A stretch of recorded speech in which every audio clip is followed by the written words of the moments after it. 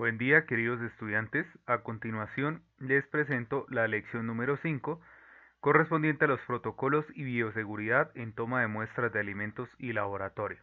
There'll be girls across the nation that'll eat this up. Babe, I know that it's your soul, but could you bottle it up? Get down to the heart of it. No, it's my heart. You're shit out of your luck. Don't make me tell you again.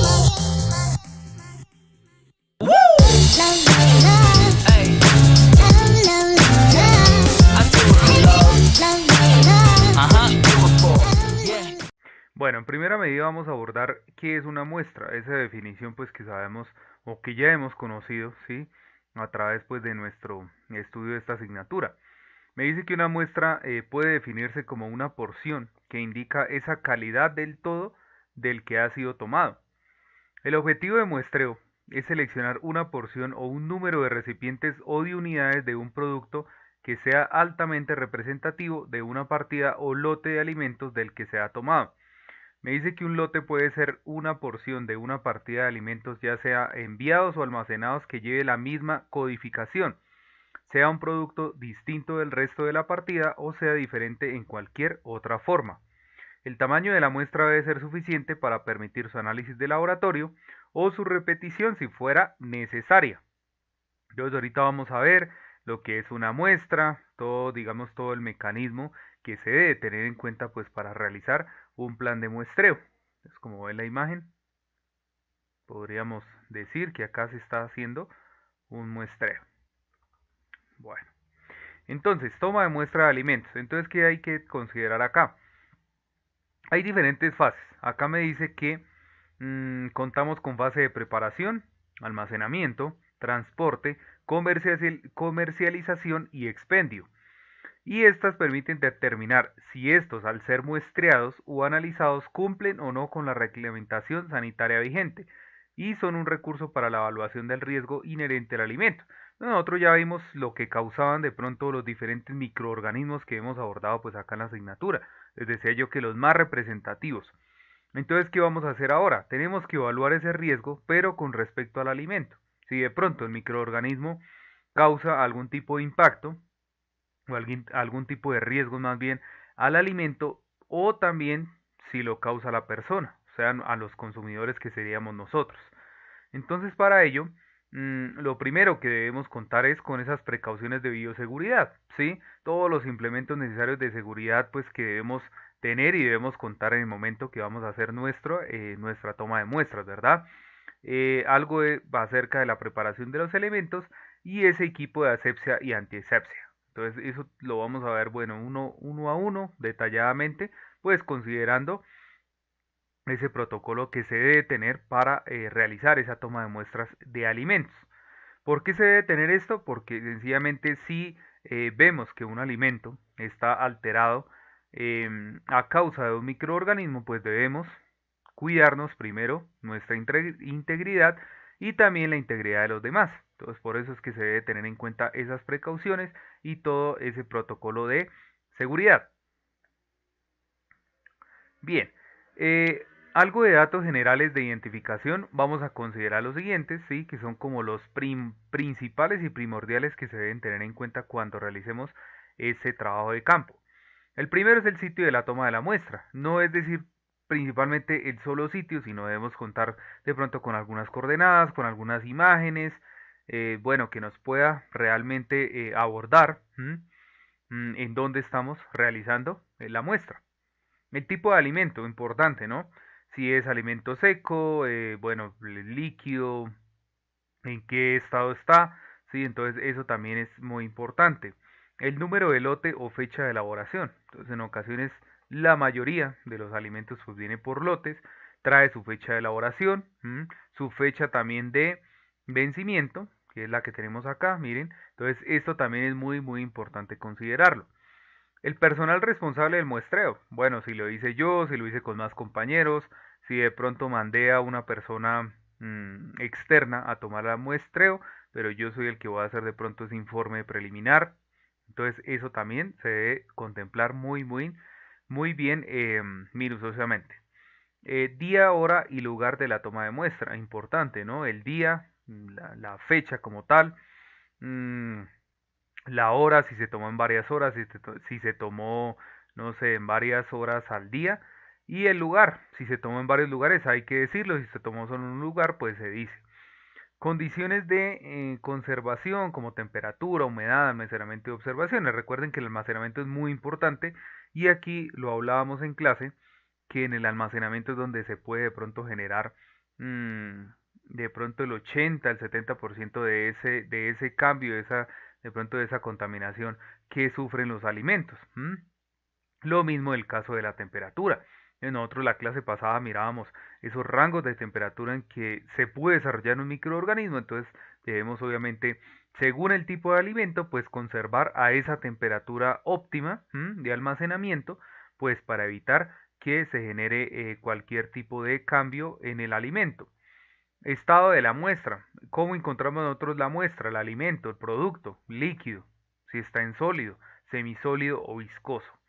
Y por último me dice por acá qué número de unidades utilizadas para el muestreo. Entonces, ¿cuántas unidades utilicé? Ya depende de pronto el tipo de fábrica, el tipo de producto, de alimento, ¿sí?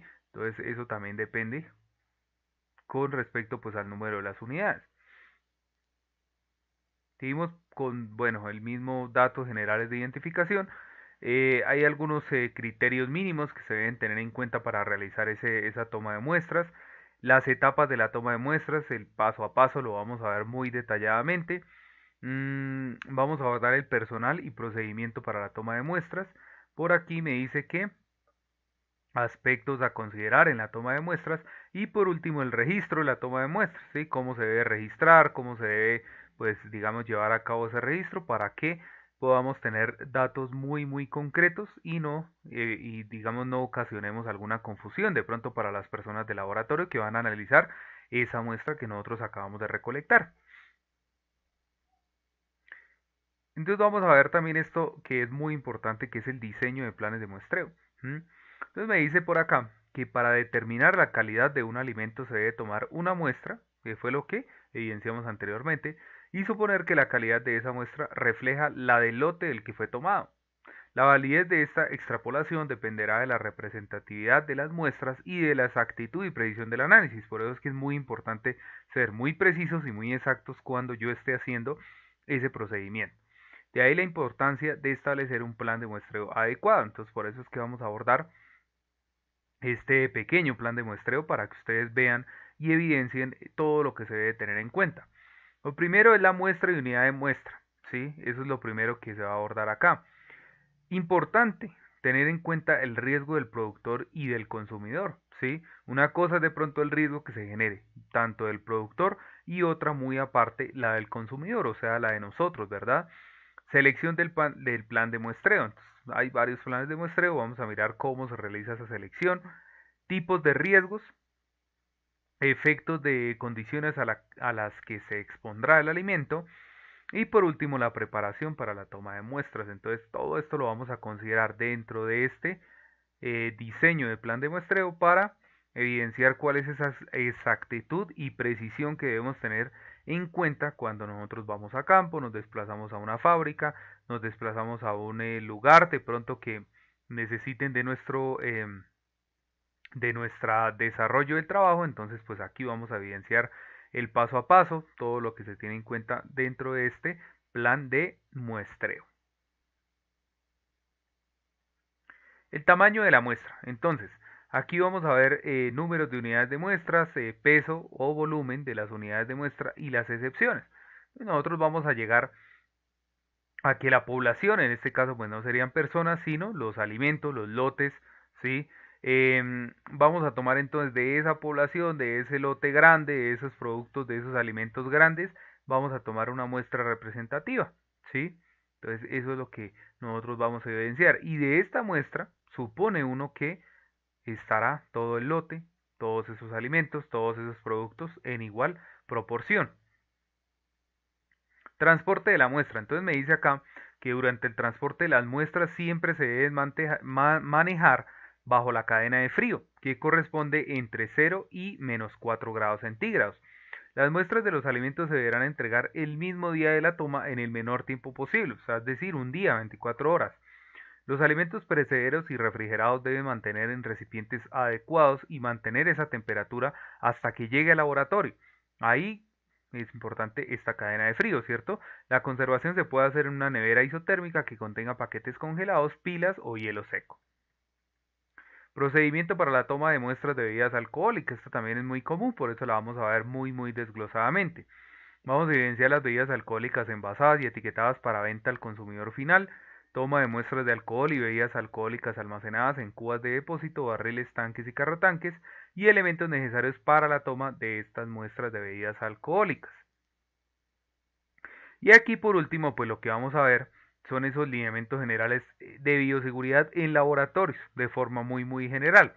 Entonces, ¿qué tienen acá en cuenta en los laboratorios? Me dice niveles de bioseguridad en el laboratorio, identificación de grupos de riesgos, lineamientos generales de bioseguridad, identificación de riesgos en el laboratorio, evaluación y manejo de riesgos, cómo yo voy a evaluar y manejar un riesgo de los posibles que identifique acá, prevención y seguimiento de esos riesgos y por último me dicen que aspectos de bioseguridad para el manejo de muestras, plan de residuos, que es también importante lo que yo manejo dentro del laboratorio, cómo lo voy a disponer, serían los residuos sólidos y eventos pandémicos, ¿sí? Entonces es muy importante considerar estos lineamientos generales, cada uno pues bajo la normatividad, obviamente, bajo esos aspectos, lineamientos que me da a mí el Instituto Nacional de Salud, nuestras secretarías locales de salud y pues obviamente nuestro ministerio, el Ministerio de Ambiente y el Ministerio de Salud.